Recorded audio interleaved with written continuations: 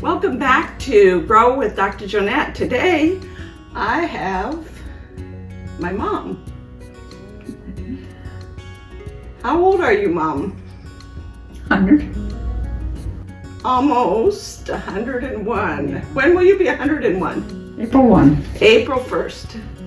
So on April 1st, Mom will be 101, and she's going to help me cook one of our recipes today. We are going to be making a delicious Swiss chard casserole. This is actually a recipe from Farmer Fred's family. So we have Farmer Fred's recipe, we have my mom helping me cook it, and so let's get cooking. And Mom, do you want to chop up the Swiss chard for us? Can do that. Okay, let me get the chopping block here.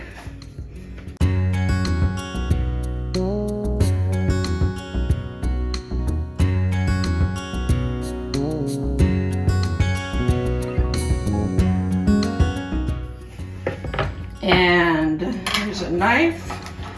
I'll set that, I think we'll set that here. And then once you get it chopped, go ahead and put it in the, if you want to move around the side a little bit more, which way is best for you? Like this. Like that? Okay. Oh, it doesn't have to be super fine. They do shrink as you.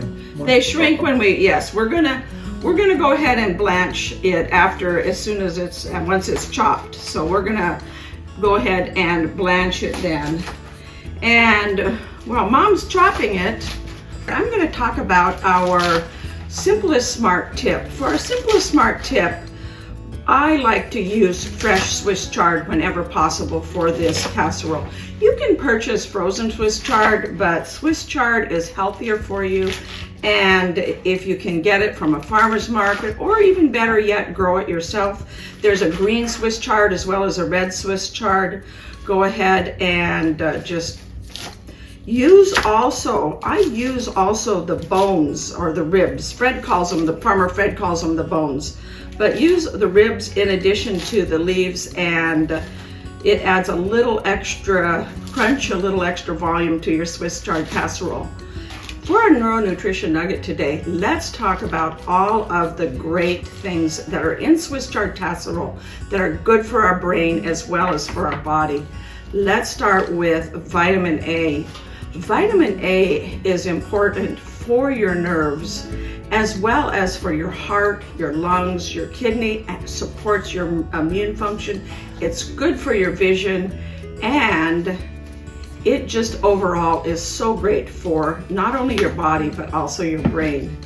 The next thing in Swiss chard casserole or Swiss chard is vitamin K.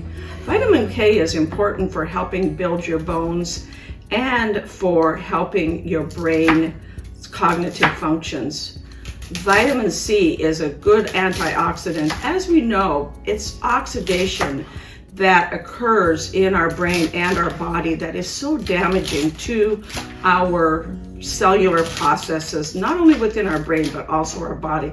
So a good antioxidant like Swiss chard is good for helping our body and our brain combat oxidative stress, which leads to dementia, to cognitive decline, and to many of the problems that we develop as we get older. Mom, do you eat Swiss chard? Oh yes, I grow that all the time in my garden. Yeah, you still have a garden? Well, I at my daughter's now, and I did have a little garden last year. Yeah. Lived long enough, I'll have one this year. Oh, good. Now, what type of Swiss chard do you like to grow in your garden? I prefer the red, I think. Yeah? Why is that? I don't know. It just Tastes better? to me better. Well, I don't know. I think it's pretty much the same. You like the color? I like the color of it. It just sort of appeals to me a little more. I don't know whether I have any real reason for it. Okay. That sounds like a good enough reason to me to grow Swiss chard in your garden. So how big of a garden do you have, Mom? Well, at my daughter's, I have a very small one. I had one about twice that size when I had my own home. Yeah. And you want them the dimensions? Oh, Oh, okay. no, those are good. That's good enough, I think. It like you said, it shrinks down when we cook it up or when we blanch it. So Mom is putting the Swiss chard into this container here, and we're going to blanch it while I make the cheese sauce. All right, so Mom almost has that Swiss chard all chopped up, and we're gonna add some water to it and get it blanching. While it's blanching, let's go ahead and make our cream cheese sauce for it. For our cream cheese sauce, it's super simple, 4 ingredients. It has butter, flour that we make a roux with, and then to that we add milk and cheese, a little salt, pour it over our blanched Swiss chard, and we have delicious Swiss chard casserole ready to pop into the oven and bake for dinner tonight. So to start our cheese sauce, I've added 2 tablespoons of butter to the cheese sauce, and to the kettle here. While it's melting, Mom was just starting to tell me that, what does your mom made This yellow cheddar cheese? this is called cheddar. It was his cheese that's Yeah. just she put a big deal with the milk in, and she put rennet Yeah. in it and it's coloring.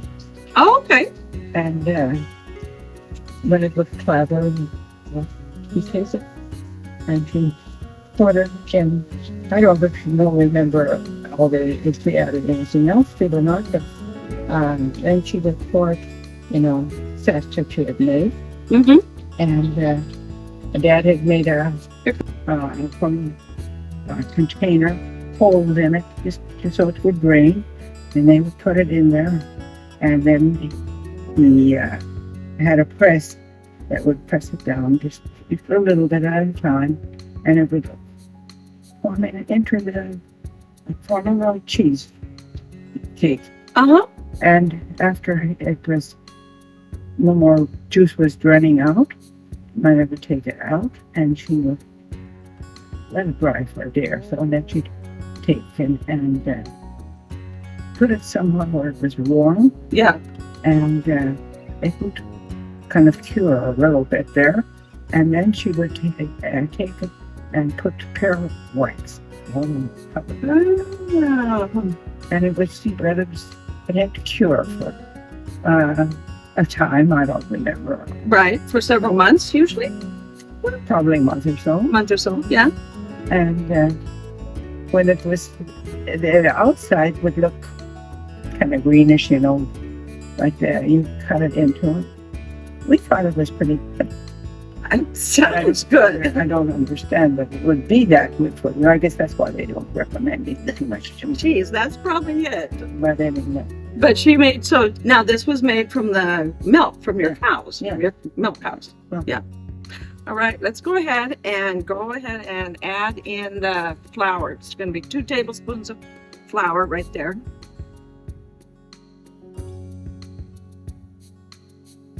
And what we're doing here is we're making a roux. So we're going to heat the flour. You want to get the flour kind of thickened in the butter.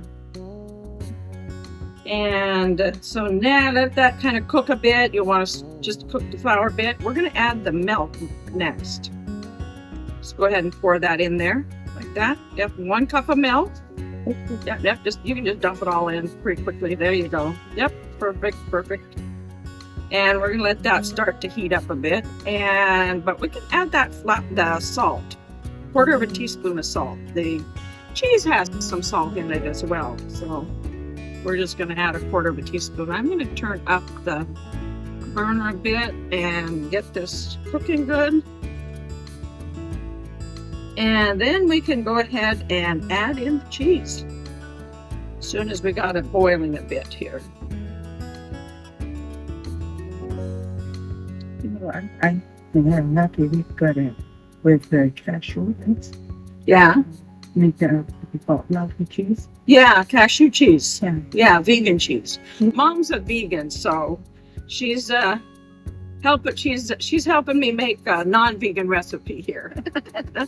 You could make this recipe with a vegan cheese though, and it would be delicious with a vegan cheese. Okay, let's go ahead and add in, this is 2 cups of cheddar cheese. So this is not vegan, but it's still delicious. I think it's a little on the thick side, and we're gonna add a little more milk to it. We want it to be able to pour it on the Swiss chard here. So let's see, we'll see how much milk I added. And probably I think I added about 1/4 cup there. We'll see how that comes out. This is one of those burners. It's an induction burner, so it doesn't really get hot. There's no flame, and but you have to kind of keep the kettle on in the middle there. So if you get the kettle off, it actually quits heating on it. I'm going to add about another 1/4 cup, I think, here. Not sure why it ended up being a little on the thicker than usual side, but sometimes that happens and you just have to adjust as you go along. That's looking much better. You want it kind of ribboning off of your whisk like that. If it comes off of your whisk in clumps, it's probably a little on the thick side.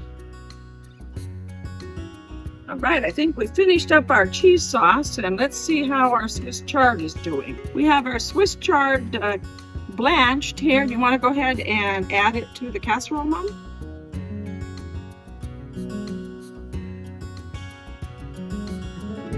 There we go. You can go ahead and spread it around. Keep it up, and then I'm going to go ahead and we're going to just pour that cheese sauce that we made on it. Put that out over there, out of the way. And then we just put it in the oven and we bake it.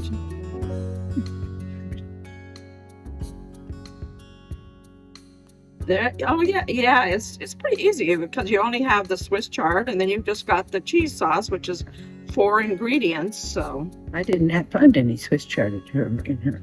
She doesn't have a very big place. Yeah. But I mean, she's got lots of. Actually, I think they've got almost half an acre. Mm-hmm. But, it just has junk in it because there isn't a bridge at the end of the lot. Yeah. So it's just wasteland. And we're ready to put it in the oven and bake it for. Well, I bake it until it's all bubbly and kind of brown starting to brown around the edges. Probably I bake it at like 400 degrees for probably about 30 minutes.